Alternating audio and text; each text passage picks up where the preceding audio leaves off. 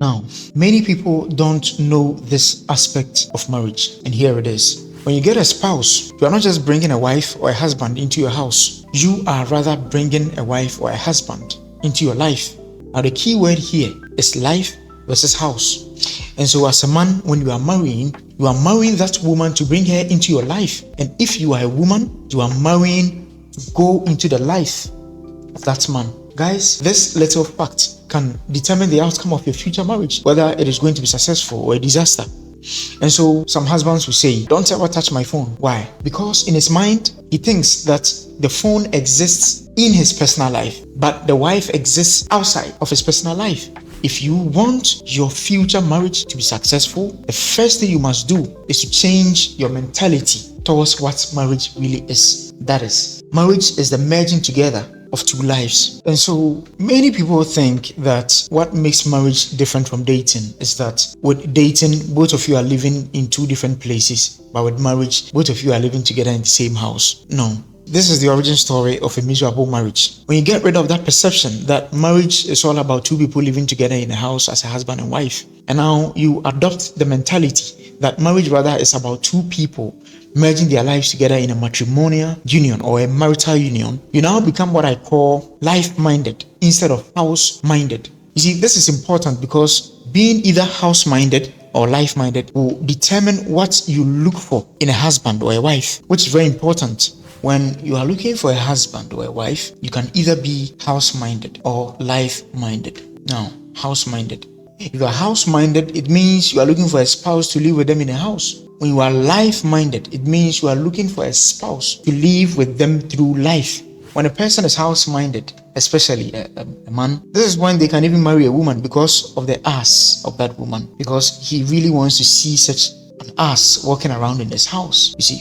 But if you are life-minded in your marital approach, this is when you look at a woman and you assess her for the positive human qualities within her, which you as a man can harness into your life to propel your forward movement in life. And if you are a woman, when you look at a man and you are life-minded, you are evaluating him to see the good potential inside of him that you as a woman can go in as a positive, supportive force to facilitate his forward movement towards building something even greater.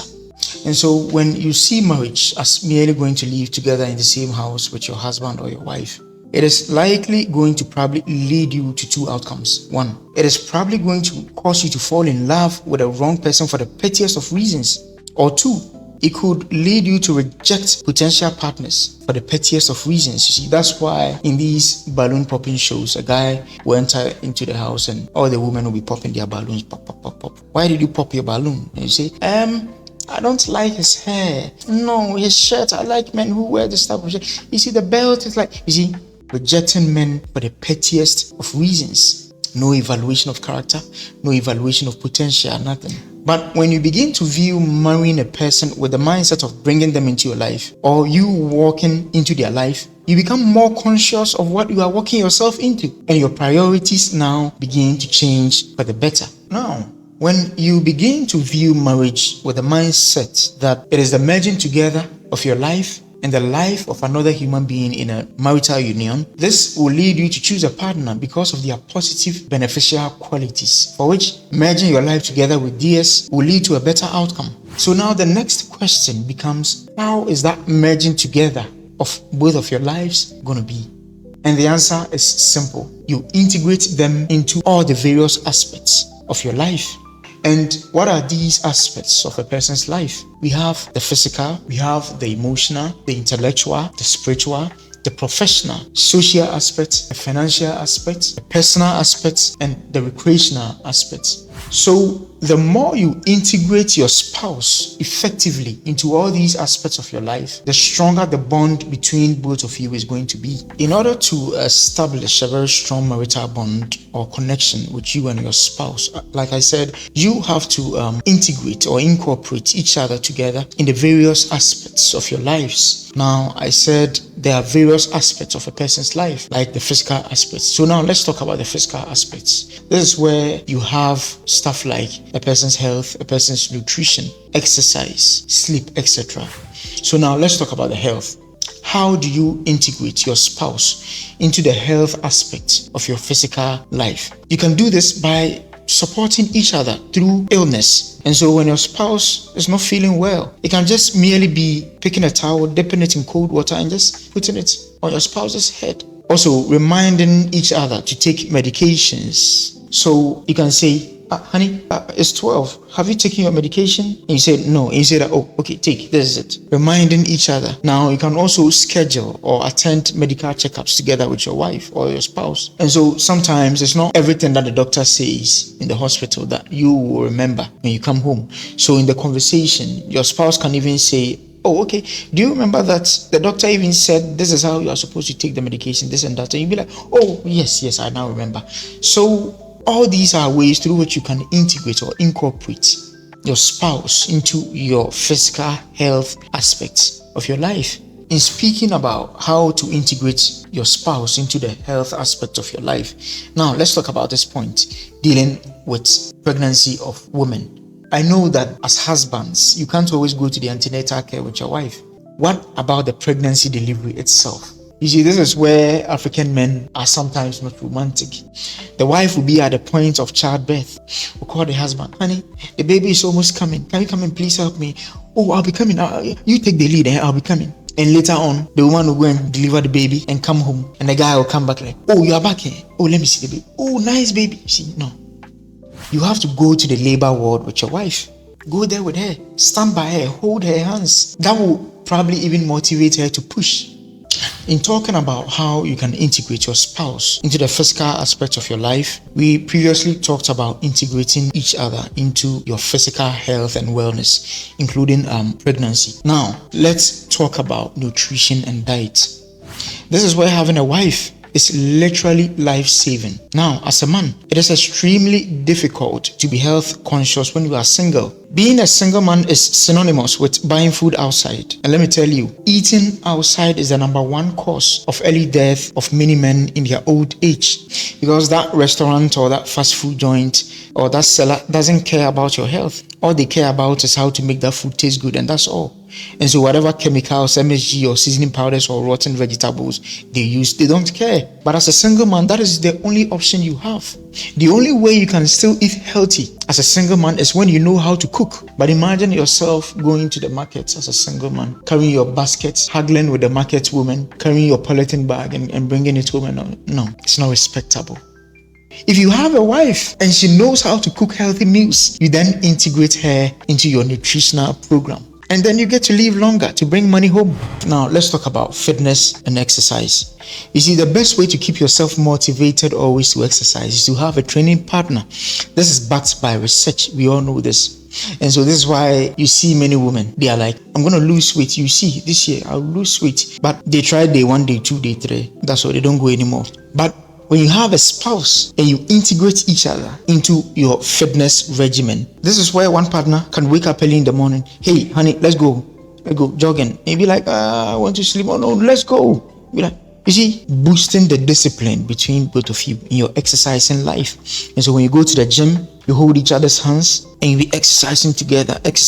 You see, all these are ways you can integrate each other into the physical fitness program of each other.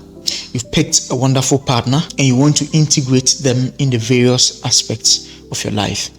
I've talked about how you can do that with the physical aspects of your life. But now let's move on to the emotional aspects of your life. How do you integrate a spouse into your emotional well-being? You see, this is where as women, you get to benefit immensely when you have a man in your life. Because look, in this life, so far as we are not dead, we are always going to be hit with bad news, whether married or single. And so we get bad news like loss of jobs, bankruptcy and debts, serious illness and diagnosis, getting into car accidents and probably becoming disabled, family conflicts, workplace conflicts, stress, death of loved ones, suffering from natural disasters, legal problems, lawsuits, getting arrested and all that. All these are circumstances in life which at a point in time we all are going to have to face. how do you integrate your husband into your emotional well-being as a wife? But let's consider a situation like workplace conflicts and stress. You see, oftentimes we get a job and we think that we are going to work in peace, but there's always something or somebody that pops up causing mischief, instigating trouble, backbiting, backstabbing, gossiping, and all that against us. And so when you come home, you are bringing along all that frustration and negative feelings along. And so if you are a woman and you have a man in your life who is emotionally available, when you are leaving the workplace, you'll be like, I can't wait to get home to tell my husband what just happened at this workplace. And so when you get home, you see your husband, you'll be like, Seth, do you know what happened at the workplace today? You'll be like, what happened? Come and see Jennifer. Me, I was standing at my place and Jennifer came and looked at me with some kind of eye. And your husband will be like, Jennifer looked at you with that kind of eye? And you'll be like, yes, Jennifer. I don't know what I did. And your husband will be like, hey, Jennifer is always causing trouble. Why is Jennifer so bad? And you'll be like, I don't know. Jennifer is always worrying me. I don't know. And your husband will be like, it's okay. You come. It's okay. It's going to be all right. Your husband will be like, so what did you tell Jennifer after that? And you'll be like, I didn't do anything. Probably she went and slapped Jennifer or went and insulted your husband. So the husband, being an emotionally intelligent husband, will be like, okay, so you, next time when Jennifer comes causing trouble, don't mind her. Be like, me, I don't even mind Jennifer. She's always causing trouble. I know. You are a cool girl. Don't mind her. Jennifer will die very soon. And be like, ha, and both of you will laugh. And that is all. So now, when you are a woman and you have a man in your life who is emotionally intelligent and who is emotionally available, you are always going to be able to emulate your emotions. And so, as a couple, the more you integrate each other into the various aspects of your lives, the stronger the bond between you is going to be. And so, let's talk about integrating each other intellectually. This is often overlooked aspect of bond formation between two or more people. When you and your spouse are integrated intellectually, many people don't know how powerful that is. Now, what is intellect? Intellect is basically the things a person knows. And the things you know form your beliefs, your moral beliefs, your spiritual beliefs, etc. All these come from your intellect. And so when you and your spouse are on different levels of intellect, it means you are likely to have different beliefs in so many things. You see, I remember talking to a certain girl and she was like, if I get pork meat this evening, the way I would chop and I'm like, do you know that pork meat is not good for you spiritually and physically? And she was like, you people are always like, this is not good, this is not good, this is every day, let us think, leave me alone, let me eat my... See, different levels of belief. But when you and your spouse are intellectually integrated, it leads to two things. One, enjoyable conversations and common beliefs. Guys, let's talk about something we all know, that is spirituality. Listen to this. When you are about to marry, make sure that both of you have the same religious and spiritual beliefs. I'm not actually talking about spiritual levels. I'm talking about spiritual and religious beliefs. Because listen to this. Do you know what happens when a husband and a wife hold each other's hands and kneel down to pray? Nothing and absolutely nothing will be impossible for them to overcome in that marriage. This is why Satan always tries to stop that from happening. And you see that always, especially the men are guilty in this. They will say, pray your own, I'll pray mine. You see, because Satan knows that when a husband and a wife locks each other's hands together in a spiritual, metaphysical union, the dynamics that is created is like the original state of humanity when Adam and Eve had direct access to the power of God. I tell you guys, there's nothing that they can't overcome in that marriage. Check this out. When as a couple, both of you are integrated spiritually, this is when one partner becomes the spiritual beneficiary of the other partner. And so the partner who is weak, even though they are weak, yet they are spiritually untouchable. Why? Because the other partner, who is spiritually strong, is pumping some power to back him up. You see, this is where husbands get to benefit immensely from prayer for wives. Now, let me tell you this. As a man, if you know you aspire to go into any higher levels of the society, be it politics, big business, or social influence, etc., knows that you are going to have to deal in direct competition with some really serious people using some really serious dark and evil powers. And if you know that you can't be an occultist or sell your soul to the devil, then you have to be extremely powerful in the Lord. Else you either go nowhere or you die on your way up. But the thing is, operating in these high levels of business, example, politics and all that, will make you extremely busy and occupied 24/7. By the time you get home to sleep, you can't even say, Our Father who art in heaven before you pass out.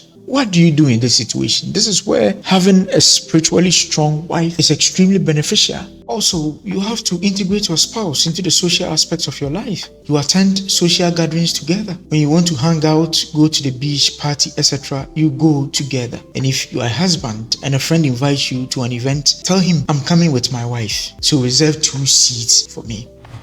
Also, both of you can familiarize yourself with each other's friends. Now, this is extremely risky. If you familiarize yourself too much with your wife's beautiful friends, you one day wake up lying on top of one of them. And if you're a woman, if you familiarize yourself too much with your husband's friends, you might build an impression in his head that you are into him. Very soon, he may want to take advantage of that and try to jump on you. So this is risky, and I don't recommend it too much.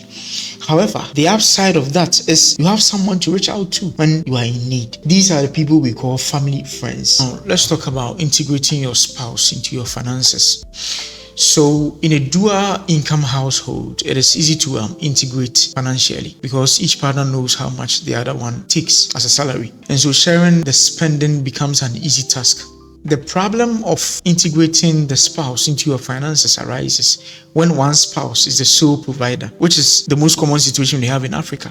But in this situation, as the sole providing husband, you might be tempted to keep your finances hidden from your non-working wife, which I don't fully support because it often backfires against such men in the long run. You see, these are the kind of men who go broke for real and their wives won't even believe them. Why? Because you've always kept your finances hidden from her. Every time she comes to you for something, I don't have money. I don't have money. Meanwhile, she sees you spending outside and she sees it. So in the time when you are actually broke for real, she'll find her way and you can't blame her for that. The only time when being financially transparent with your wife becomes a problem is when she has a reckless spending habit. This is especially true with high-earning men who happen to be the sole providers. If your wife doesn't have her spending priorities right and is always craving to buy unnecessary stuff, then I might understand why you would want to limit her exposure to the true state of your pocket. However, depriving money from a materialistic wife too can be extremely risky. It's either she finds a way to steal from you or she finds a way to eliminate you, then claim your fortune. And so, for such women, opening her up to excessive spending could cost you your finances, and depriving her from money could cost you your life. So you just get an economical wife, then be transparent with her. In talking about the benefits of couples integrating each other into all the various aspects of their lives, we can't fail to talk about personal life. Now, integrating your spouse into your personal life, let me tell you something. There is this huge misconception held by a lot of people about the thing called privacy in marriage. I need my privacy.